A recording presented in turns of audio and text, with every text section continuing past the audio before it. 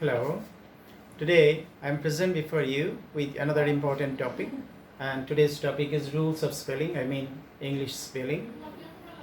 Whenever we write something either for personal purposes or for academic purposes, we have to take utmost care. We must guard against silly mistakes. I mean spelling mistakes, faulty construction of sentences, incorrect pronoun references. If our writings are full of these types of mistakes, our readers or the examiners will feel bored or disturbed, and obviously these types of writings will carry poor marks. So we have to be very careful about spelling mistakes, and you will be glad to know that there are some rules of spelling mistakes, although there are some exceptions. Let's start with today's lesson. There are some words in English whose pronunciation is almost the same, but spelling and meaning are different. Look at these words. No, no. Bow, bow. Right, right. Pronunciations are almost the same, but their spelling and meanings are different. So we must be careful while writing these words. There are some words where some letters are kept silent. Here in the word no, the letter K is silent. In the same way, in the word ni, not, no, nat, these words contain silent letters, that is here K and here G. Half. At the time of pronouncing the word, half, calf, yoke, fork. In these words, L is silent. I mean, L is not pronounced here. In the same way, salmon, should. In this verse also, L is not pronounced clearly. Where? Here, the silent letter is H. Whale, rhino, rhyme. In these words, H is not clearly pronounced, or I think this letter is silent. In the word wrong, the letter W is silent. In the same way, wrapper, sword, W is silent. In the word lamb, dumb, date, shuttle, the letter B is silent. In the same way, in the word doubt, B is silent. Wednesday, autumn. In these words, here D and here N are silent or not pronounced clearly. In the word business, family, general, interesting, jewelry, there are also some silent letters. Here I, in the word business, I is not pronounced. We don't say business, we say business. In the word family, not family, family. Not general, general. Not interesting, interesting. Not jewelry, jewelry. In the word factory, not factory. The pronunciation is factory. Satisfactory, here O is also silent. In the words handkerchief, not handkerchief, the pronunciation is handkerchief. In the same way, not grandmother, grandmother. In the word windmill, D is not pronounced. Here the correct pronunciation is windmill. In the same way, in the word cupboard, P is not pronounced clearly. The correct pronunciation will be cupboard. We see also some confused words whose pronunciation is almost the same, but spelling and meaning is different. The word excess, pronunciation is almost the same, but meaning is different. Likewise, deer, D-E-R, D-W-E-R, the two different words, but pronunciation almost the same. We must be careful while writing these words because their pronunciation is almost the same, but spelling and meaning is different. Let's start with another one.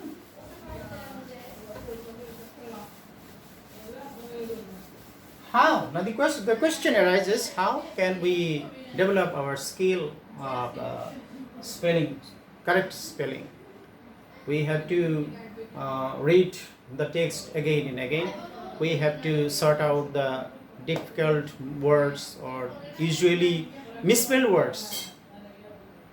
And we have to write down those words again and again.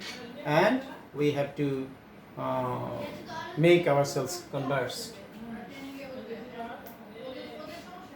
At first, we told you that there are some rules of spelling. The first one is words of one syllable. I think monosyllabic word ending in a single consonant preceded by a single vowel, double the consonant before a suffix beginning with a vowel. Suppose run. The root word is run. The base word or main word is run. Here, N is a consonant, single consonant, and it is preceded by U, vowel, single vowel. The main word ending in single consonant preceded by single vowel. Here, in is a suffix which starts with I, that means vowel. When we add ing with the word run, the spelling will be R-U-N-N-I-N-G. Here, the final consonant N is doubled. In the same way, sit plus ing. Sitting. So, we can conclude a monosyllabic word, words of one syllable, which ends in a single consonant, follows a single vowel, double the final consonant before a suffix beginning with a vowel. Next comes the second rule.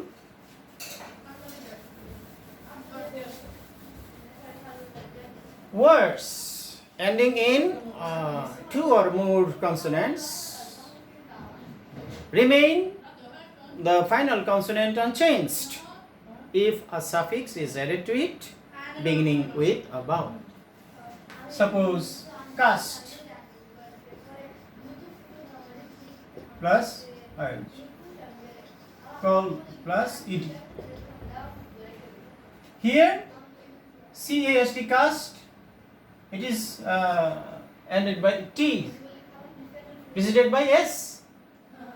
I mean, there are two consonants, S and T, not single consonant. Here also, two consonants, L plus L. So the previous rule does not apply here. It's not applied here. Casting.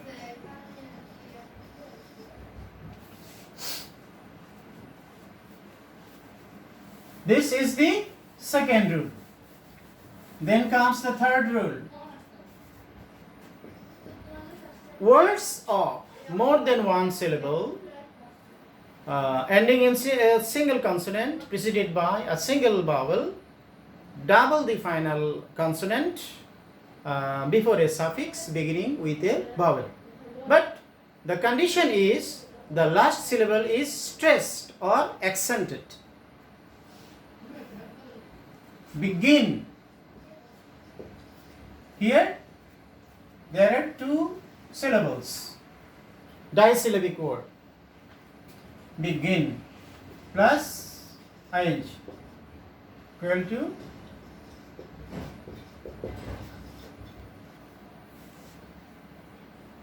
here the final syllable is gin. It ends with single consonant and preceded by a single vowel I. Here a suffix is added to it ing, which starts with vowel I. So according to the rule, the final consonant N is doubled. Now the rule is words of more than one syllables ending in a single consonant preceded by a single vowel, double the final consonant before a suffix beginning with a vowel. But the condition is the final syllable is accented. If the final syllable is not accented, then the rule will not be applied here.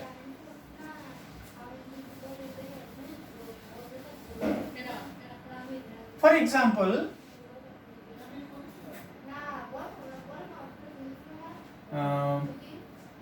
regret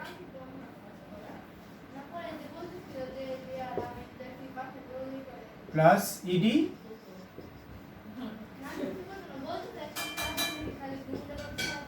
here regretted.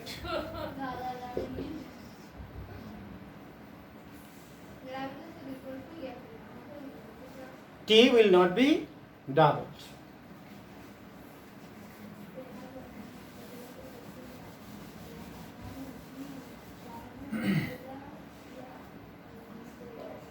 Words ending in a single consonant preceded by double vowel will remain unchanged before a suffix beginning with a vowel. For example, meet plus ing. Here the word ends with a single consonant, but it is preceded by double vowel, and a suffix is added to it ing, which starts with I mean vowel. Here the final consonant T will not be doubled. Meeting.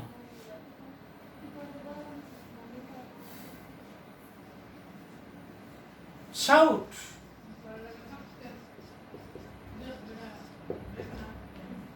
Here is also a single consonant T, and it is preceded by O and U, double vowel. Here also T will not be doubled.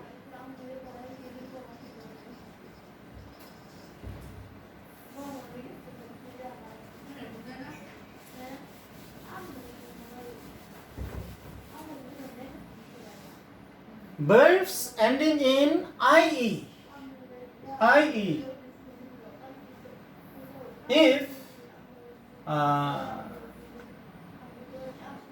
If suffix ing is added to it, then I will turn into Y. Very interesting. For example, tie plus ing equal to ty ing. Lie plus ing equal to ly. That means IE turns into Y when ing is added to it.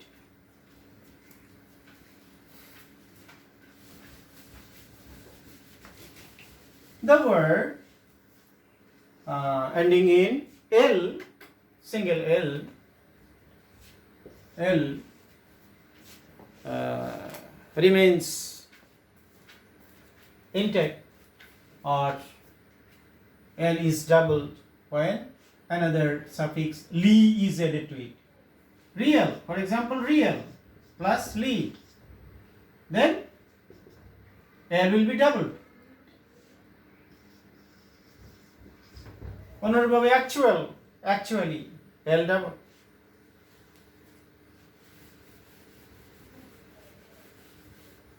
The word full may be used as a suffix. It may be also used as suffix. But when it is used as a suffix, then the second L will be dropped. Second L will be dropped. I mean, beauty plus full equal to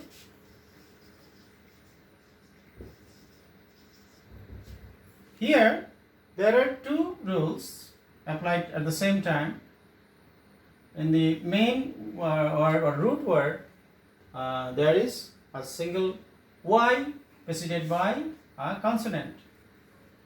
This Y will be turned into I, and full here, full is with double L, but when it is added to the main word or used as a suffix, then the second L will be dropped. Then we have to write FUL, not FULL.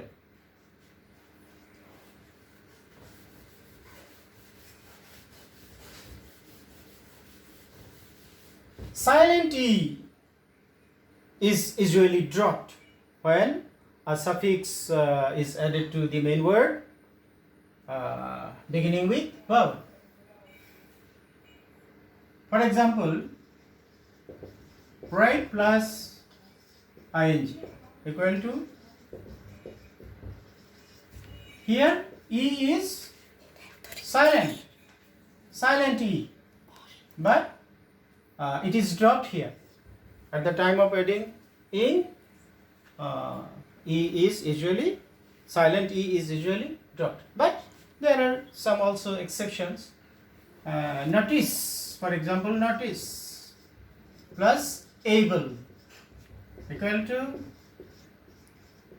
noticeable. Here the silent E is not dropped. It is exception.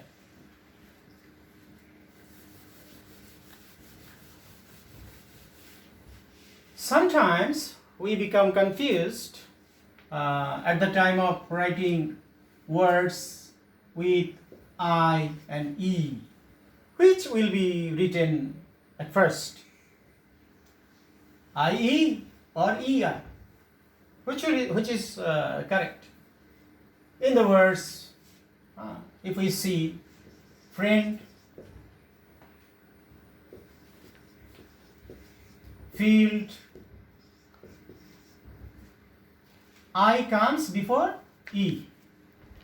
But receive, E comes before I.